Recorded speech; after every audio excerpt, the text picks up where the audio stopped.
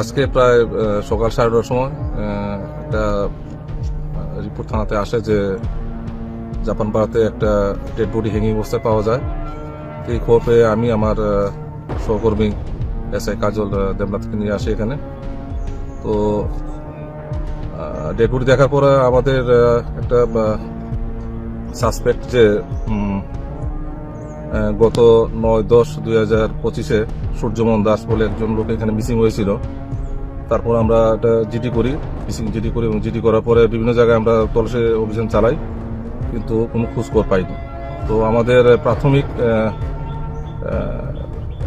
Suspect যে ওই বডিটি আজকে হতে পারে, তাদের আত্মীয়স্বজনকে আমরা খবর পাঠিয়েছি। প্রায় 3 মাস 20 দিন পরে আমরা এই বডিটা এখানে পেয়েছি। তো আমাদের স্টেট এফএসএল টিম ডক্টর এখানে আসছে ঘটনাস্থলে। তো আমরা যদি ওই বডিটি হয়ে থাকে তো আমরা ওদের আত্মীয় থেকে ব্লাড এবং এই ডেড বডি থেকে এখন তো এটা পুরো ডিকম্পোজ হয়ে গেছে।